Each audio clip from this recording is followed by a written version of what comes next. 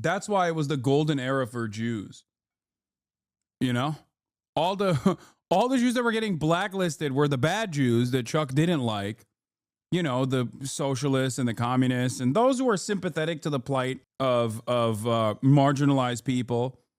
You know, those Jews, they were getting threatened with deportation. They were getting blacklisted.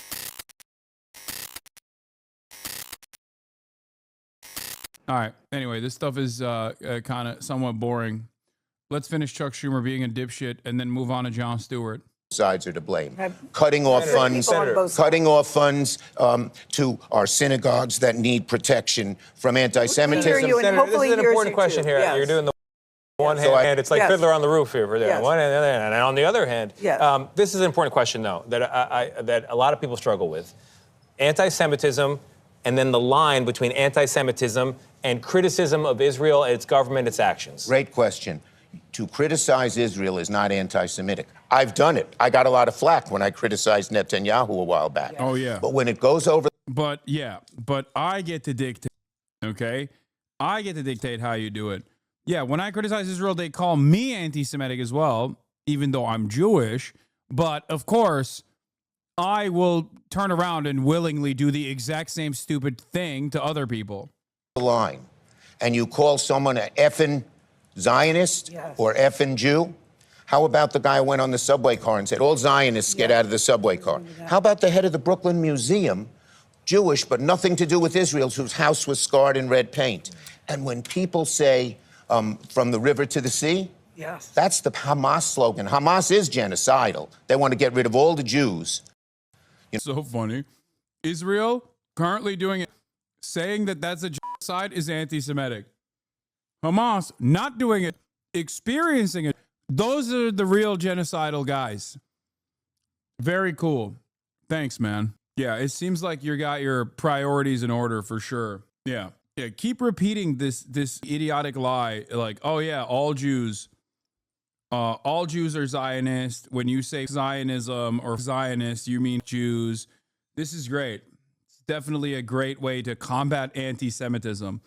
The continued conflation between Judaism and Israel might, in the short term, make you falsely believe that you're able to eviscerate any sort of real critique against Israel. Not like what Chuck Schumer thinks is appropriate critique, just in general. But in the long term, all you're doing is teaching people to be anti-Semitic. No, their charter says, that a Jew behind a tree? Shoot him. Yeah. When Hamas does these things, Senator, and says river to the sea, that is anti-Semitic. I'm sorry, the nature of these morning shows is the commercials come very fast. We're going to go to the break here.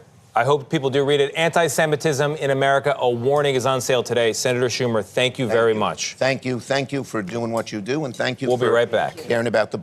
It's so funny that, like, it appears that he very openly talked about the real issue here, which is saying shit about Israel. Anyway, here's Chuck Schumer. I don't think we have an authenticity problem.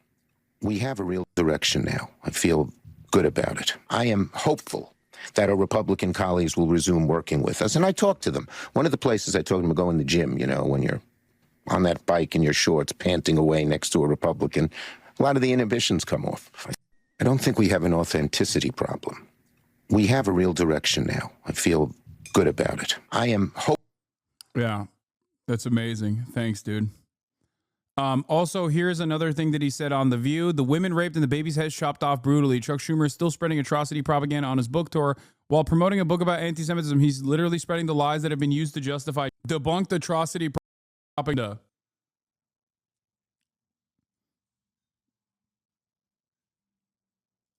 Senator, I want to talk to you about your book. Yes, because you're here to talk about this, a new book, Anti-Semitism in America, a Warning. Now, as the highest-ranking Jewish official in the U.S., this is clearly ever, by the way, ever. Ever. Who would have thought an exterminator's son? But it's very personal to you. It is. Why are you writing it now? Okay, good. So I was born in 1950, and it was sort of called the golden era for Jews in America and in our whole history, because first, America was all moving up. You know, my father... No, it was the golden era for Jews because all the bad Jews were getting blacklisted for being communist. You know, that's why it was the golden era for Jews.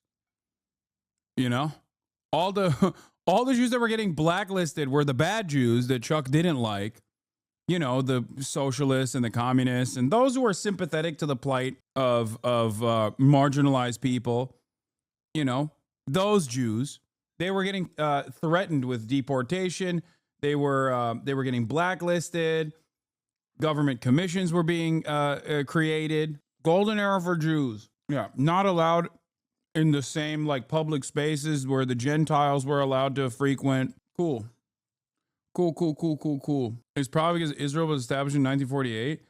No, there was anti-Semitism that was forming and normalized in the United States of America in the 50s. He's delusional for saying this. It's so stupid. Part of that was because, much like old Adolf, that America had fought not that long ago at that time, the American fascist movement was basically saying the exact same shit about Judeo-Bolshevism. But instead of saying Judeo-Bolshevism, they were just like, oh, these are communist Jews. That's what they were saying.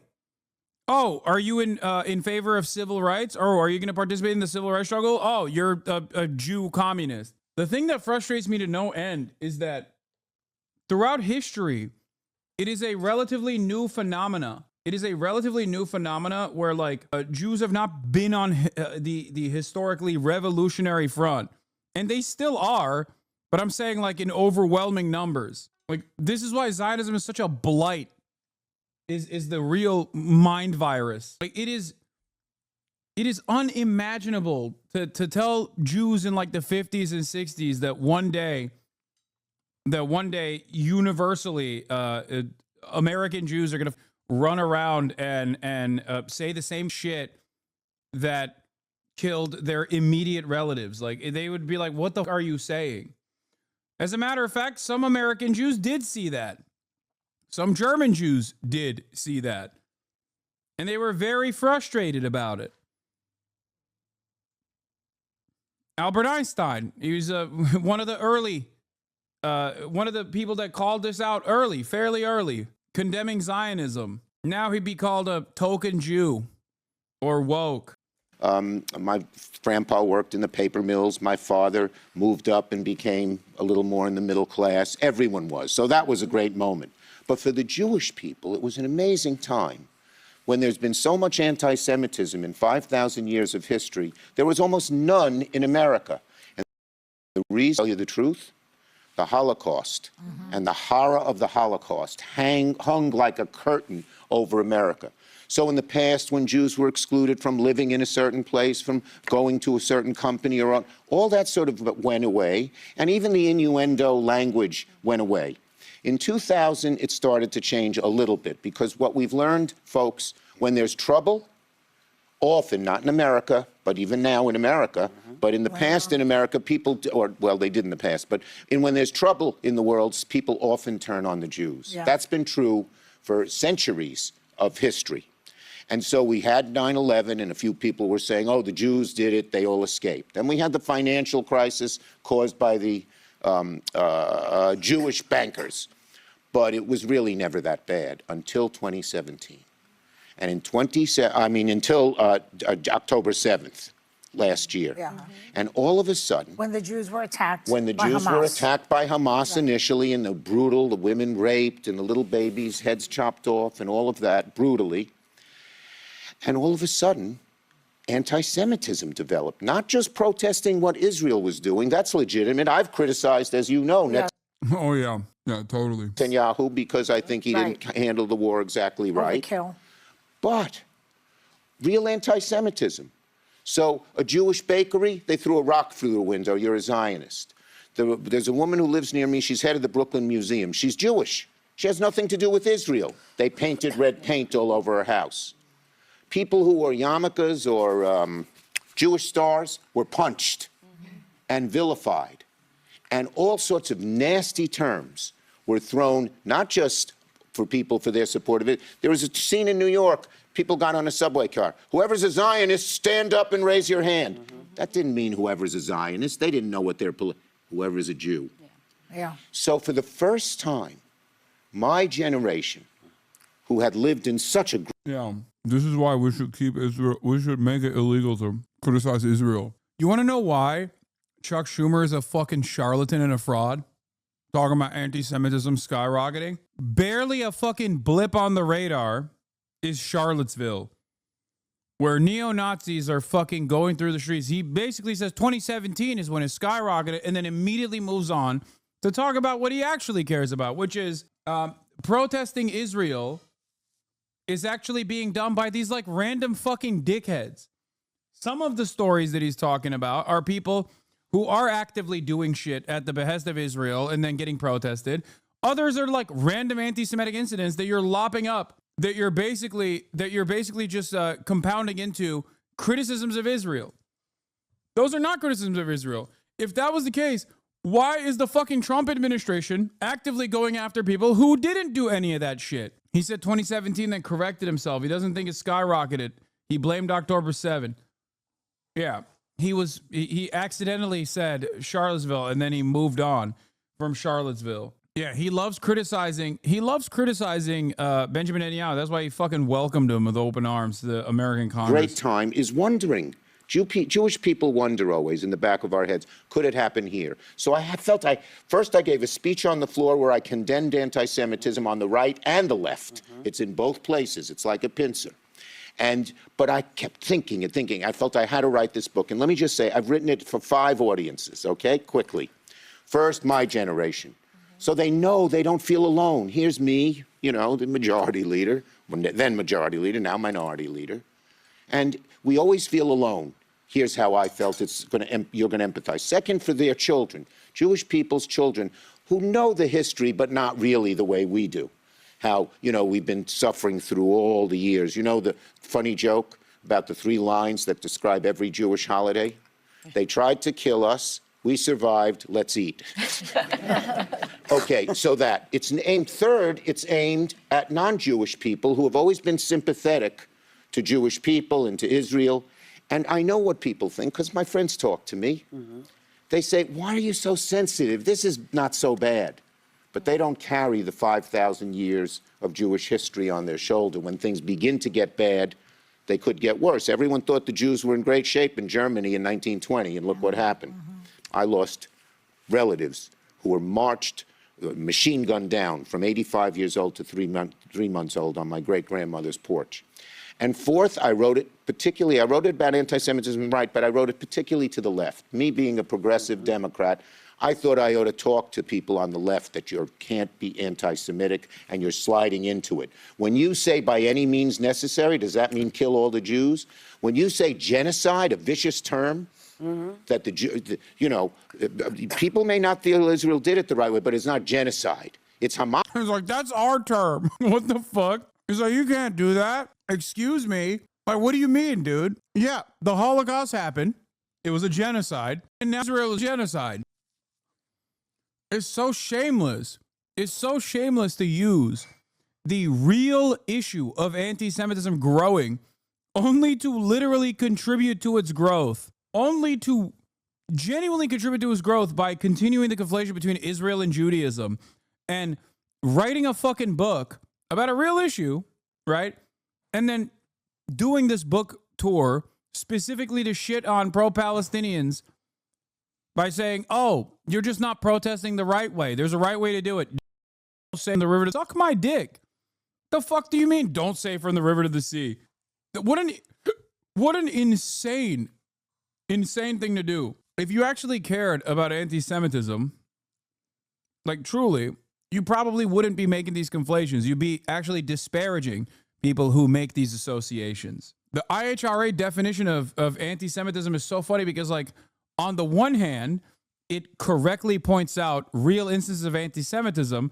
On the other hand, it then argues from the opposite position. It is an inherently hypocritical stance to make. You can't say Jews have dual loyalty to Israel. This is correct. This is correct. You can't say that. That is anti-Semitic. But also, if you criticize Israel, you're criticizing all Jews. Okay, what the fuck are you saying? What do you mean? So you can conflate Jews in Israel as long as you are pro-Israel.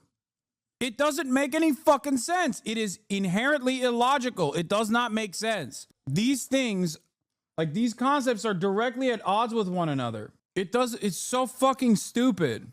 Hamas, who does genocide, who wanted to kill all the Jews wherever they are. Yeah, this And part fifth, is also funny. So I wrote it for them, and Like this is also hilarious. It's like, yeah, Hamas is actually genociders, not Israel, the people doing the genocide. Like, what can Israel do that Chuck Schumer would consider genocide?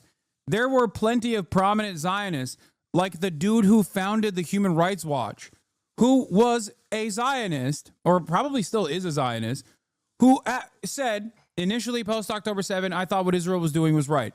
When I realized that Israel was denying humanitarian aid from going into Gaza, there was no other way to analyze the situation. This is a genocide.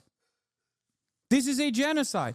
That dude is like a Holocaust survivor. You know what I mean? His fucking family members were killed in the Holocaust. He's a Human Rights Watch. He does not want to say Israel's doing a genocide. I promise you.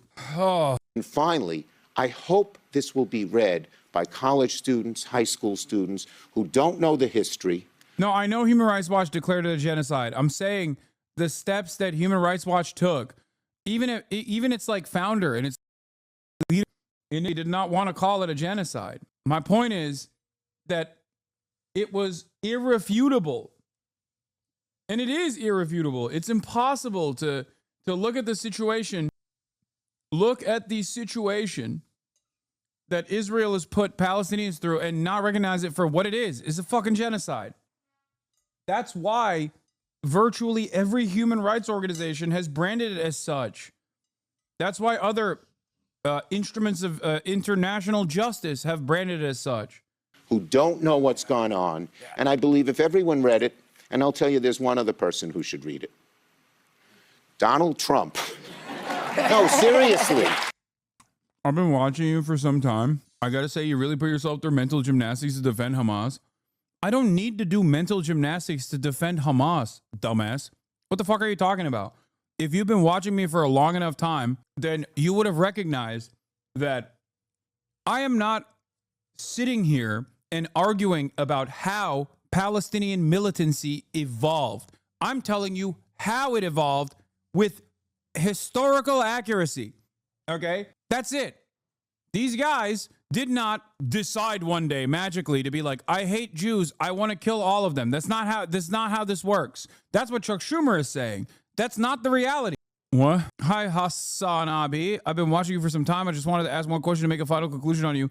What do you think about prosecutors such as Alvin Bragg? How is that wrong? Let's focus on our own before migrants.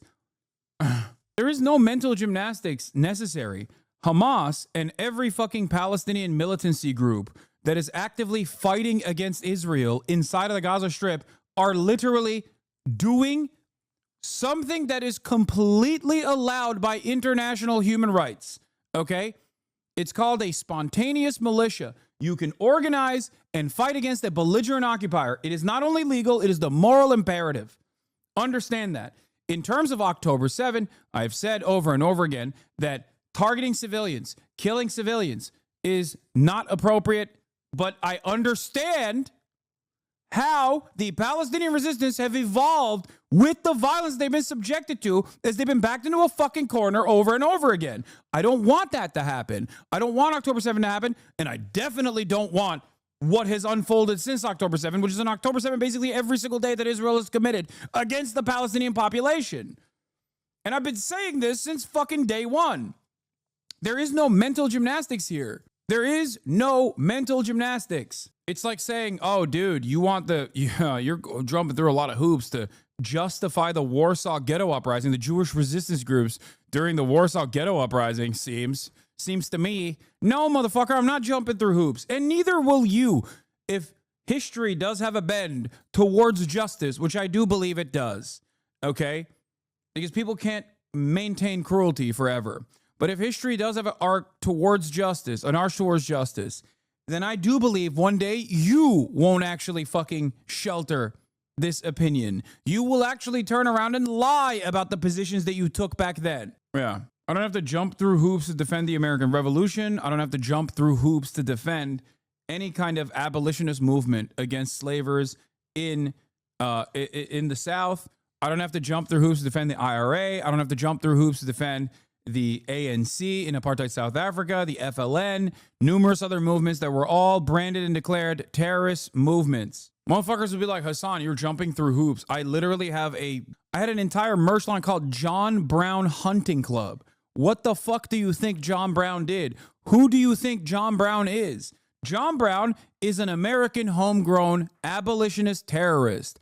At the time, it was legal to have slaves. It was illegal to free slaves. That's what John Brown was doing. He was doing something illegal. He was branded a fucking terrorist for it. That's why it's so funny when motherfuckers would turn around and be like, Hasan, you've changed. It's like, no, dude, you just didn't know anything and you still don't know anything. Shut the fuck up. If you were to listen to what I have to say and then go back and actually read, not fucking listen to some dumb fuck drama slop tubers. Listen to the words that are coming out of my mouth. Go and see for yourself whether or not there is historical accuracy. Okay? That's all you need to do.